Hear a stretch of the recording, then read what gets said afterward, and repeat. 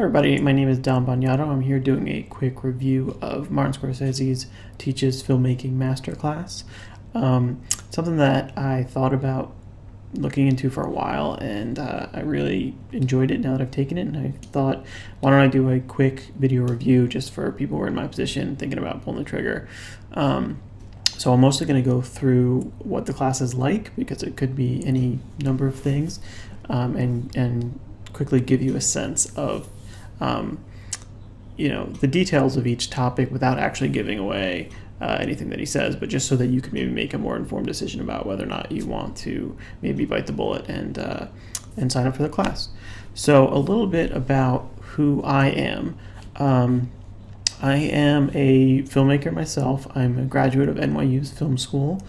So I've been involved with mostly short filmmaking for a long time now. And I have made one feature film, so let me just pull that up here. That's just kind of proof that I have made a film. Check it out if you want. It's called A Convenient Truth.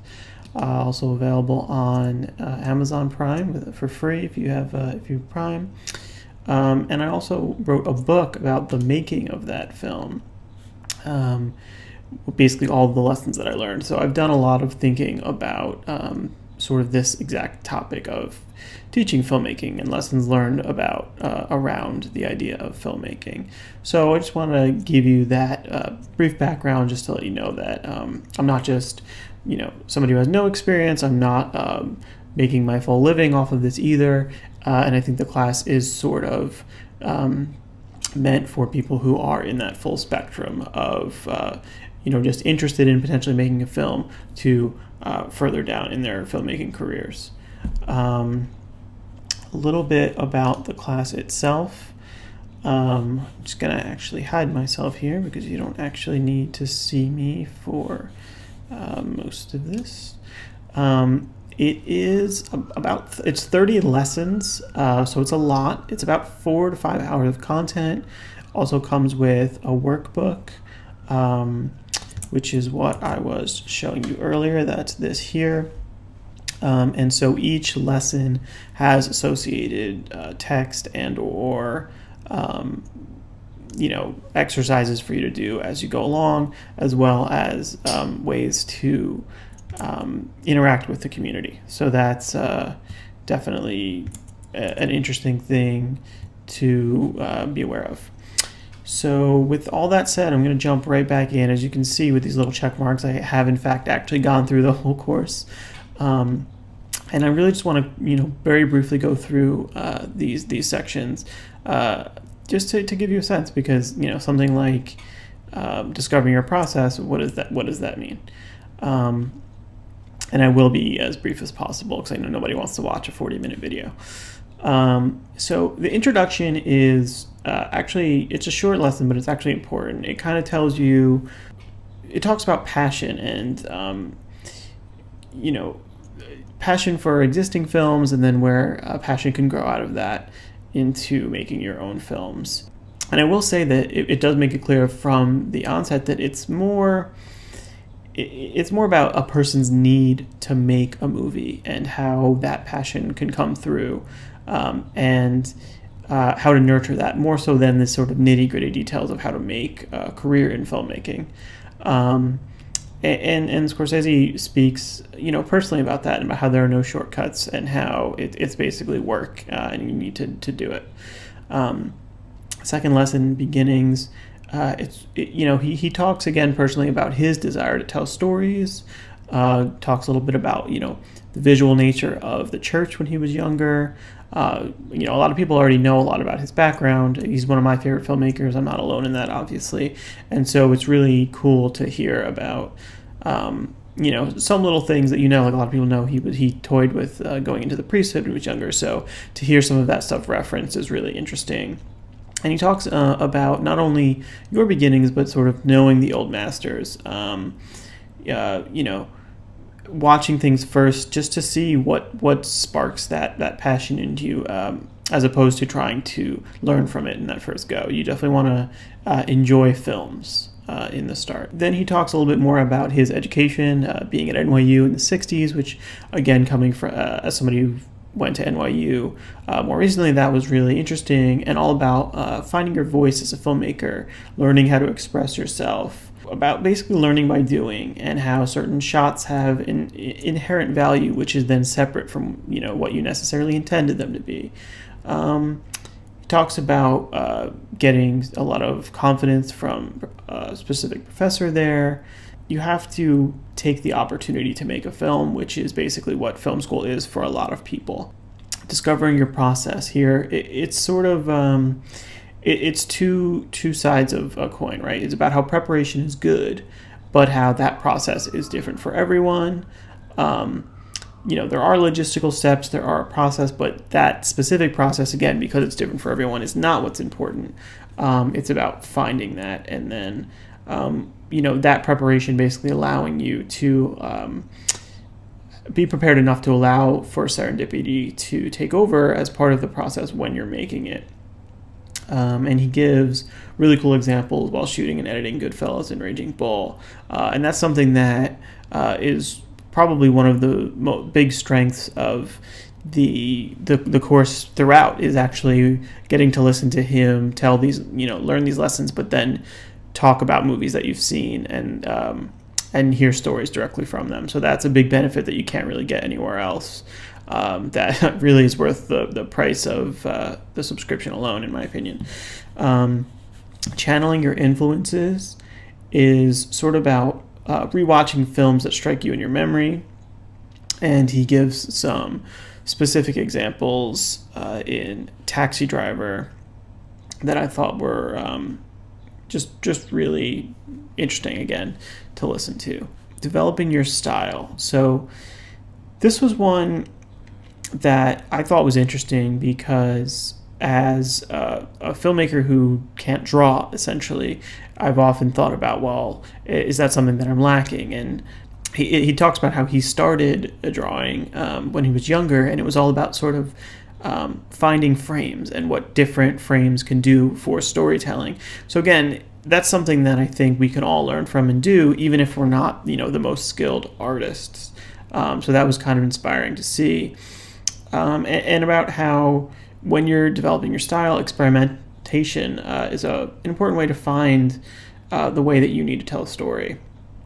And how everything, again, he keeps coming back to the spark. So you want sparks from work that you love, and then something that you want to expand upon in some way, something that you want to make your own.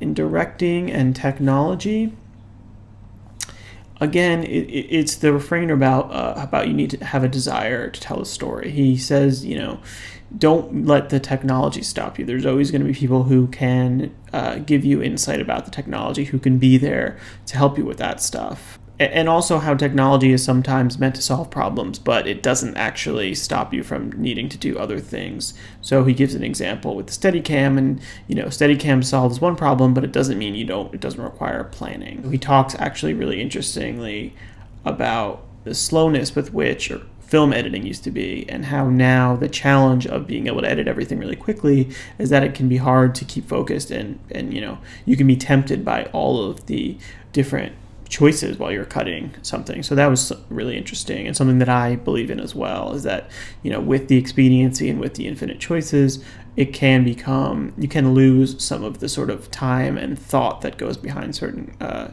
cuts. Here in Finding Your Story, he talks a lot about observing life, and this is something you hear a lot of writers talking about as well, right? Make sure you're living your life, and you're going out and then sort of ask the question, how can I tell this cinematically, or what is my POV of these, of how I'm experiencing something, what are the themes related to this. So that was really interesting. Working with the script, this talks through this idea of what is the spark in the script that makes you want to make it into a film, and about using rehearsals for discovery, and then having that structure can, allow for improv. Again, going back to a previous lesson about allowing for the serendipity while you're shooting, and almost letting things be rewritten on set, sort of allowing for life to happen. Casting actors, he talks about Mean Streets almost as a home movie, and how important it is to be on the same page to make sure that everyone is trying to sort of make the same film,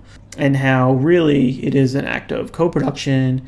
If you are working with the right actor, you're actually working together to create that character. And he talks a little bit about working with non-actors, especially early on, and sort of the potential benefits of that sometimes, and not to be scared of it. Directing actors, he talks actually about getting in front of the camera as a director, which is a beneficial thing for everybody to think about, no matter how camera shy you are, and also to always be thinking about what the actor's process would be, and to a certain extent, having trust with regular actors, and he gives you a sort of window into why he likes to why he likes to direct the same actors over and over again. De Niro, DiCaprio, and about how that trust is developed and how that helps you. Locations, the importance of a good location scout, and also what does it look like within the frame, not just what does it look like in general, but what does it look like in the frames that you intend, because obviously ultimately that's what's important. Anything out of the frame, it could be there, but you're not going to see it. Again, he gives specific examples from his own work, from Taxi Driver, from Age of Innocence, so I think that's invaluable to hear. Production design, he talks a lot about in this lesson about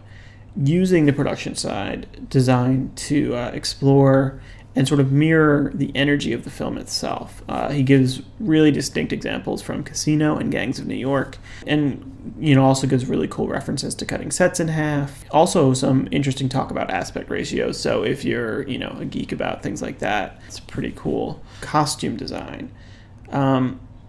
He talks about how clothing can inform character. I know this is true, obviously in the examples he gives, but a lot of actors sort of talk about working from the outside in. So that's just something that is interesting about costume design that you might not think about, especially in your early work.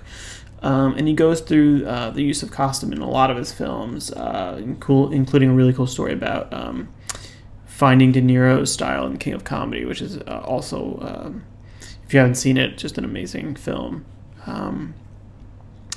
Understanding cinematography here, 15.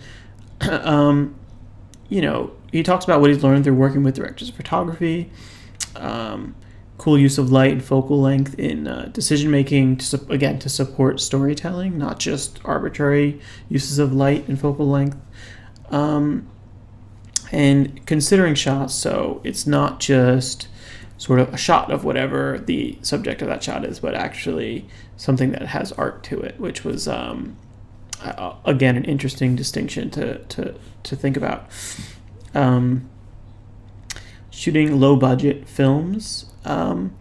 He talks about this both sort of originally in terms of, early in his career, but then also going back to that later in his career.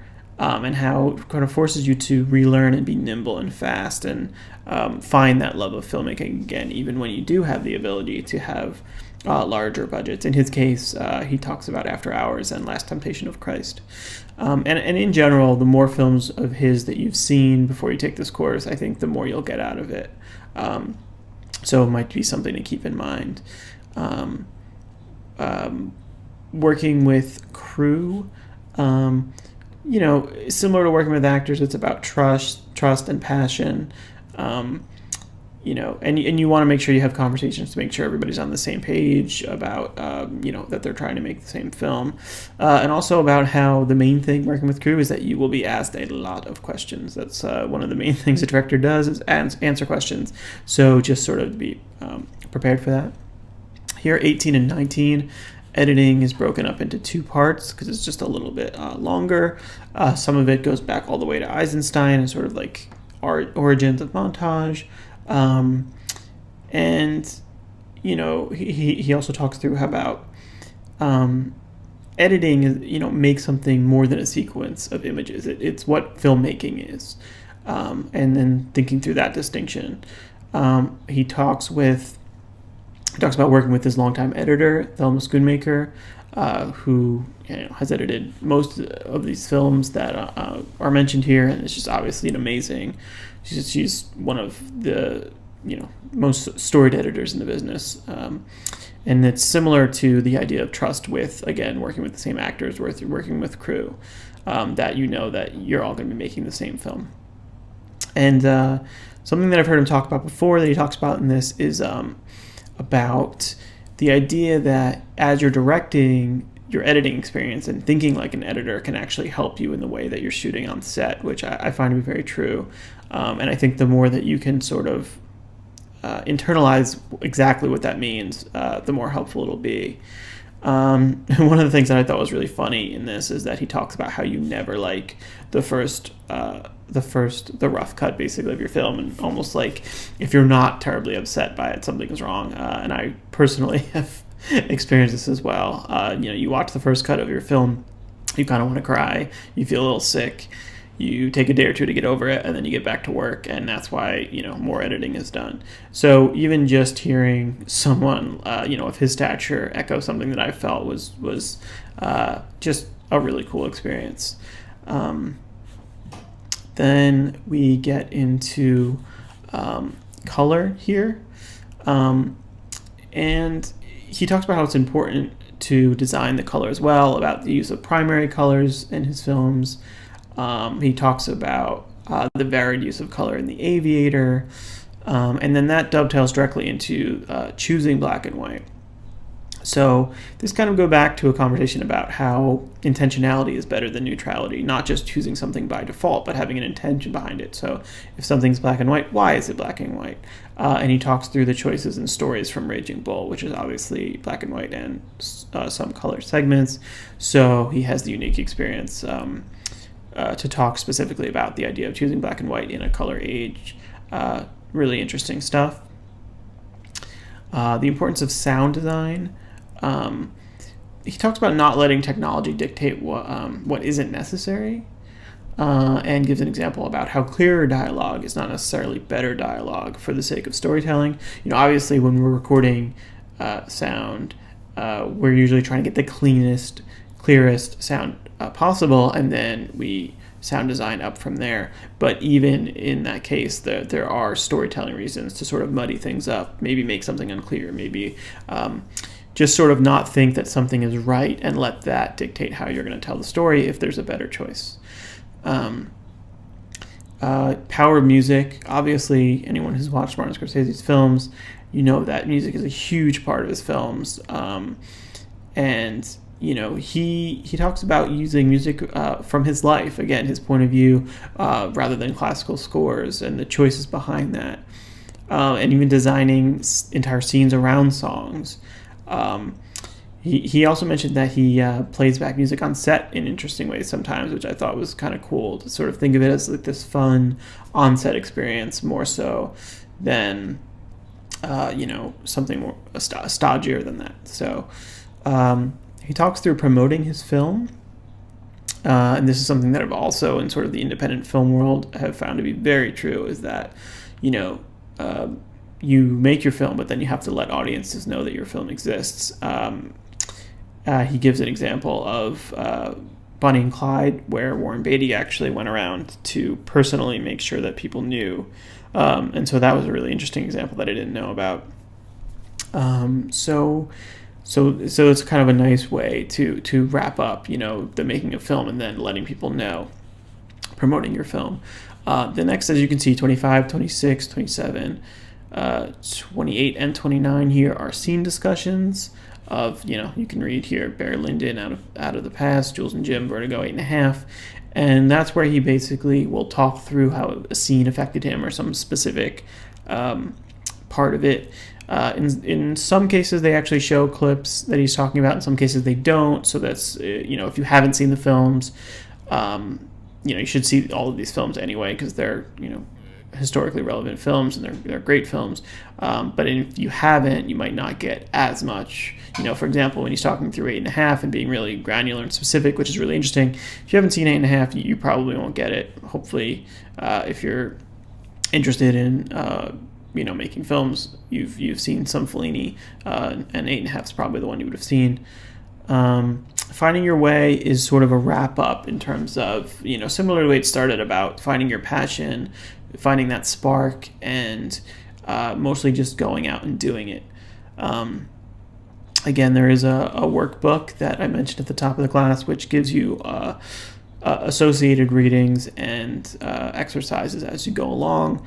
To be honest, was kind of really interested in watching these. I was watching them on the go. I was watching them at work in some cases, and I didn't want to stop, which was, a testament to how much I wanted to listen to him talk. You can definitely do the course without doing those exercises, as well as, like, in a lot of the cases, having, being somebody who's already made films, some of it was not necessarily as relevant as it would be to some people who really wanted to learn filmmaking and hadn't had any experience.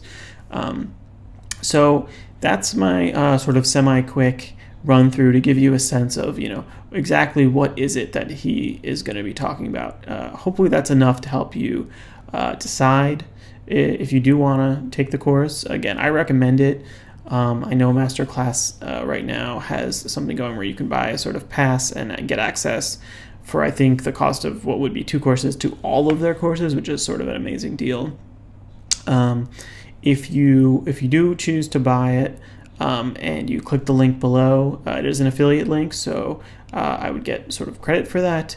But if you don't want to do that and you still want to take the course, that's fine too. Just Google it directly. It's very easy to find.